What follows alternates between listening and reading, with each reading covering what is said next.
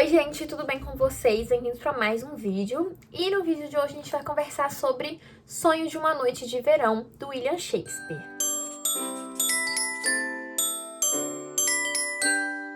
Finalmente temos um William Shakespeare neste canal. Gente, achei que nunca ia vir aí, mas veio, né? Quem assistiu o vídeo de 12 livros para 2023, viu que este daqui estava na meta, né? E olha só que maravilha. Hoje, quando eu estou gravando este vídeo, é dia 5 e eu já consegui ler pelo menos um livro daquela meta, né? Então, né, estamos começando muito bem. E aí eu resolvi conversar aqui sobre ele com vocês e já adianto que eu amei essa história, gente. Eu adorei ler essa peça aqui do Shakespeare. Até então, as únicas coisas que eu tinha lido sobre dele eram Romeu e Julieta, que eu li há uns bons anos. E eu gosto muito daquele soneto, que agora eu não lembro qual o número que é, mas é aquele que começa assim: devo comparar-te a um dia de verão, que isso muda dependendo da tradução. Eu não sei ainda qual eu gosto mais, que eu já li ele em várias traduções, mas é basicamente aquele lá, né, de comparar um dia de verão. Eu adoro aquele soneto. Então, resolvi ler esta peça aqui. Está disponível no Kindle Unlimited, a gente tem várias e várias, eu não sei se todas, tá? Mas, se você jogar lá Shakespeare na Amazon, tem um monte que tá disponível no Kindle Unlimited, né? Essas que saem pela LPM, tá bom? Sonhos de uma Noite de Verão é uma das peças que está incluída no primeiro fólio. E o que foi esse primeiro fólio, né? Basicamente foi uma reunião das peças do Shakespeare que foi feita póstumamente, com o objetivo de ser meio que um monumento à memória do autor. Então aqui a gente tem uma comédia, ou seja, no fim tudo vai dar certo, tá? Não é uma tragédia, aqui nós temos uma comédia e realmente é um livro muito divertido. Eu tô falando um livro, mas, né, se trata, na verdade, de uma peça, né, que com o objetivo de ser encenada. Mas, né, hoje em dia a gente lê as coisas do Shakespeare assim, vai lá, como eu disse, vai lá e pega lá no seu Kindle, vai na livraria, vai na biblioteca e lê as coisas maravilhosas que ele escreveu. Então a gente vai ter aqui uma peça que é livremente, bem livremente, tá? Baseada nos mitos gregos. Então, quando você pegar para ler aqui, você vai perceber alguns nomes, algumas coisas que vêm ali dos mitos, tá? Então, aqui a gente tem uma história que se passa em Atenas. Na verdade, ela se passa em dois locais, né? E ali em Atenas. Então, primeiro, nós temos um momento, uma parte dessa história que se passa dentro da cidade de Atenas e uma outra parte que se passa fora, que acontece dentro de uma floresta encantada, que é a Floresta das Fadas, né? Como vocês puderam ver aqui nessa capa, a gente tem uma fadinha. Então aqui a gente tem uma história que mescla essa coisa da fantasia, porque a gente vai ter a figura de fadas e duendes. E aí, pensando nesses esses espaços aonde a história se passa, eles são importantes. Por quê? Dentro da cidade, a gente tem a figura do Teseu ali, e é um local onde as leis controlam tudo. Isso é importante para nossa história. Já na floresta, as leis não se aplicam. Ali é meio como se fosse um lugar onde vale tudo, pode fazer o que você quiser. Então, o que nós vamos ter aqui? A gente vai ter uma peça composta por 4 histórias que vão se conectar de alguma forma.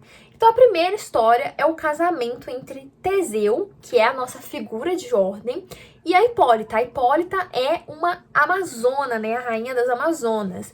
E o Teseu, ele é um duque ateniense, tá? E a nossa segunda história, ela vai acompanhar 4 jovens super apaixonados. Então, a gente vai ter a Helena, o Demétrio, a Hérmia, com M, não N, e o Lisandro. E a gente vai ter aqui esses 4 que estão apaixonados, só que a gente tem um conflito. Por quê? A Hérmia está apaixonada pelo Lisandro e o Lisandro está apaixonado pela Hérmia. Só que o Demétrio também está apaixonado pela Hérmia. Só que ainda mais, né, mais um porém, Helena está apaixonada pelo Demétrio. E ninguém está apaixonado pela pobre da Helena, né, coitada? E a Helena é amiga da Hérmia. E é uma amiga que apresenta até uma certa inveja da Helena.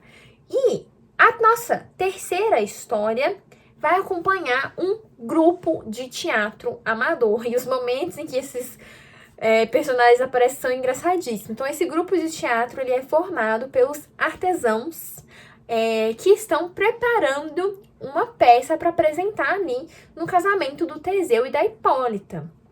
E a peça que eles vão encenar é uma peça sobre o Príamo e a Tisbe.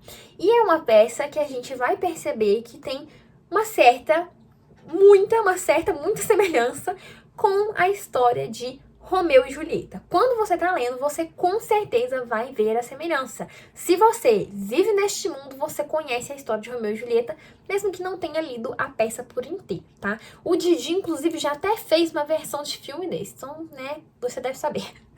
E a nossa quarta história, o nosso quarto núcleo narrativo, vai acompanhar o mundo das fadas. Eu não sei se falar núcleo narrativo se aplica, né? Porque no caso a gente tem uma peça e não tem narrador. Não sei se é válido, mas enfim. Então, a nossa quarta história, a gente vai acompanhar o mundo das fadas, tá? Que é essa ligação com o sobrenatural. E a gente vai acompanhar o rei e a rainha, né, das fadas e dos doentes. Só que o casamento deles não vai muito bem, né? Eles vivem brigando, eles tentam se evitar. E essas quatro histórias, elas vão se ligar de alguma forma. Então, como que a nossa peça vai começar? Então, ela começa ali com o Teseu e a Hipólita ali organizando os preparativos para o casamento. E eis que chega ali uma galera ali, né? Basicamente, o que acontece, né? O pai da Hérmia foi lá, né, falar com o Teseu, porque, né, como eu comentei com vocês, Teseu é essa figura de autoridade, porque ele quer que a filha dele se case com Demétrio. Ele já deu a sua palavra, ele prometeu a Hérmia pro Demétrio, só que ela não ama ele, né? Como eu disse pra vocês, ela ama o Lisandro. E o pai da Hérmia, ele vai naquela concepção de que a Hérmia deve obedecê-lo, porque ela é uma propriedade dele nesse sentido, né? E, gente, vamos levar em consideração aqui o contexto, tá? Para essas coisas que eu tô falando aqui, né? O contexto aqui das leis atenienses ali, tá? Então, né? Vamos levar em consideração isso para as escolhas de palavras que eu tô fazendo para vocês entenderem. Então, já que a filha não está querendo obedecê-lo, porque ele já deu a palavra dele, então a palavra dele é mais importante do que se a filha dele tá feliz ou não, se ela quer casar ou não com o Demétrio. Então, ele vai lá pro Teseu e fala assim, olha, resolve isso pra mim, pelo amor de Deus, porque você é a figura máxima, você pode virar e falar, já que minha filha não tá me obedecendo, fala aí. E aí, o Teseu, ele vai lá e, né, fala assim, ó, você tem duas opções. Então, ele olha pra Hérmia e fala, ou você faz o que seu pai tá falando, casa com Demétrio, ou você morre, né, você tem a opção de morrer, ou você vai para um convento, né? Que, na verdade, tem um outro nome ali, mas para vocês entenderem, né? Então, ele dá essas opções para ela e fala que ela tem que decidir até determinado período. E aí, beleza, né? Você acha que ela vai ficar satisfeita? Não. Então, ela e o Lisandro combinam de se encontrar para fugirem. O Lisandro fala que ele tem uma tia que considera ele filho, que é um lugar onde eles podem ir e tudo mais. Mas para chegar lá, eles precisam passar por onde? Pela floresta das fadas e dos doentes. Então, veja bem que a história ela vai se conectando, ter esses pequenos detalhes. E a Hérmia fala pra Helena que ela vai fugir. Que ela fala assim, não tá dando, vou embora. E é isso. E aí a Helena, gente, a Helena faz uma cagada. Ela faz uma cagada porque ela vai lá e conta para o Demétrio que a Hérmia e o Lisandro pretendem fugir. E aí, o que acontece? Ela faz isso pensando que o Demétrio ia deixar de pensar na Hérmia, que ele ia, né, ver ela ali, né? Coitada dessa mulher, ela vive só levando patada do Demétrio, mas ela fica correndo atrás dele igual um cachorrinho. E aí ela fala isso, mas o que o Demétrio faz? Corre atrás deles na floresta. Ele vai atrás deles na floresta. E quem que vai atrás também? A Helena. Ela vai atrás deles na floresta.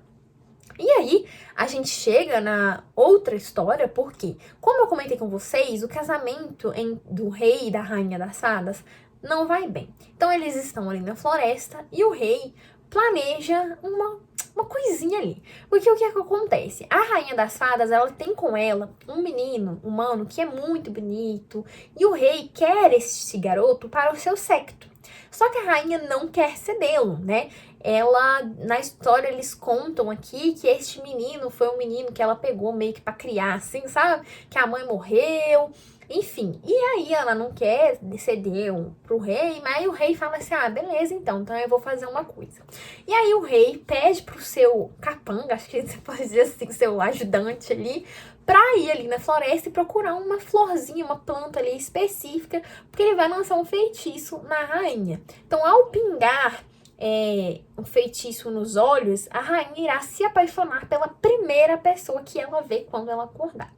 E, gente, esse feitiço vai dar muito ruim aqui nessa história, porque, resumindo, se eu fosse resumir essa história de uma forma, fadas fazendo merda e atrapalhando o relacionamento amoroso das pessoas. Então, veja bem, essas pessoas, os 4 bonitinhos apaixonados estão na floresta e o rei das fadas também está. E da rainha também, né? Então, o que que rola? O rei vai ver a Helena e o Demétrio discutindo. E o Demétrio super lá falando que, eu não quero, eu vou te dar uns pontapés. Ele super ameaça ela. E ela fica ali se humilhando, pedindo, falando. E o rei vê isso. E aí, o que que o rei pede? Ele fala assim, beleza, ele decide que ele vai se intrometer nisso. E lembrem que a Hermia e o Lisandro também estão ali. E aí o rei fala pra esse capanguinha dele, vira pra ele e fala assim, aqui, tem um ateniense andando aí, quando você vê ele, você joga esse negócio no olho dele também. O intuito dele era que o Demétrio olhasse para Helena e se apaixonasse por ela, que ele estava menosprezando ela ali. Só que isso vai dar tudo errado.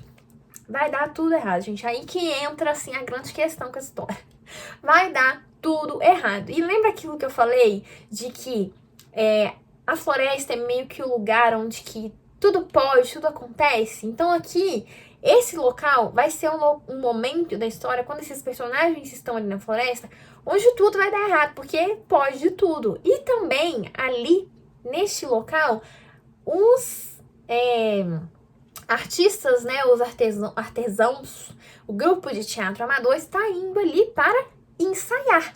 Então a gente vai ter a figura de um desses atores, que é o que vai interpretar o primo, próximo ao local onde a rainha está dormindo, está repousando ali. E lembrem que ela foi enfeitiçada. E aí esse capanguinha do rei, ele, né, não satisfeito em ter feito isso, ele vai e transforma a cara deste ator desse artesão, no caso, né, em um asno. E adivinha, a rainha acorda e se apaixona por ele. Então a nossa história, ela se desenlaça através disso, de paixões um tanto quanto erradas, equivocadas, e de um feitiço que era pra ter dado certo, mas que acabou dando errado. Então a história, ela vai se desenvolvendo aí a partir disso. E no final, quando a gente vai chegando mais próximo do fim, e aí por isso que eu comentei sobre essa coisa da figura de autoridade e este espaço onde pode acontecer tudo, é que em um dado momento o Teseu vai chegar ali. E quando ele chega ali, ele chega com a ordem junto com ele. Então toda aquela bagunça que estava acontecendo ali até então, meio que com a chegada do Teseu, ela chega ao fim e ele bota a ordem na casa. Mas enfim, né, gente? Eu não vou falar muito mais sobre o enredo em si, pra não estragar, assim, o prazer do negócio, tá? Mas eu só digo pra vocês que essa é uma peça extremamente divertida, gente. Em diversos momentos eu ficava rindo muito, né? Não é à toa que se chama uma conquista, aqui é uma comédia. E no fim, tudo dá certo, as coisas se encaixam, né? Tudo fica bonitinho, todo mundo viveram felizes para sempre, tá? E um outro aspecto que me chama atenção aqui é que a gente vai ter uma peça dentro de uma peça. E isso é muito legal, né? Esse momento aqui, porque a gente tem essa peça e aí dentro dela o pessoal tá lá atuando. Então aí a gente tem um pouco dessa coisa que eu não sei se eu posso chamar de meta literária, talvez, que a gente tenha a literatura falando da literatura, que eu acho muito incrível. E uma outra coisa que eu acho super interessante aqui nesse livro, nessa peça, é que a gente vai ter aqui essa coisa da paixão súbita. Então, a gente vai ter personagens que, de repente, de forma súbita, estão apaixonados de uma forma que é uma idolação. Não é essa palavra, gente. Uma idolatria, sabe, amorosa. Eles ficam idolatrando um ao outro. E essa idolatria é meio que uma oposição ao verdadeiro amor, sabe? Porque é uma coisa que eu não sei se vocês entendem, veem diferença, mas existe uma diferença entre paixão e amor. E aqui nessa história, a gente vai ver isso, a gente vai ter essa coisa de uma paixão arrebatadora e uma paixão que não é real, porque afinal a gente vai ter um envolvimento de mágica, né? Então a gente tem essa oposição de uma coisa que não é real, de uma coisa que é passageira, né? Que são essas paixões súbitas e ardentes que esses personagens vão apresentar devido a, né, essa magia com essa flor aí, que é o oposto do amor verdadeiro, né? Do que a gente, pelo menos, pensa do que seria. Então, um pouco sobre a minha experiência de leitura, porque eu comentei com vocês no vídeo dos 12 livros que eu geralmente não gosto muito de ler peças por ter esse formato, que eu comentei assim, a gente não tem um narrador como a gente tem em um romance, sabe? Então, não é um formato que eu me sinta muito confortável lendo, tá? Mas eu gostei demais de ler esse livro aqui, tá? Essa peça, porque ela é muito divertida, muito gostosinha. Os personagens, eles são muito... eu não diria todos, mas as fadas em si, que são as que fazem a história acontecer de fato aqui, né? Elas são extremamente divertidas. Eu adorei todas. Até o rei, que fez cagada com a rainha, até dele eu gostei também. Mas enfim, gente, eu não vou me estender muito mais, tá? Eu recomendo que vocês leiam essa peça. Se vocês ainda não leram nada do Shakespeare, mas têm vontade, comecem por Sonho de uma Noite de Verão, porque é uma peça muito divertida, sabe? Tem essas camadas aqui, como eu comentei, essa coisa da oposição, essa de ordem e desordem, amor e paixão, que é muito interessante de você perceber ao longo da história, né? E fora que é uma história muito tranquila de se ler, sabe?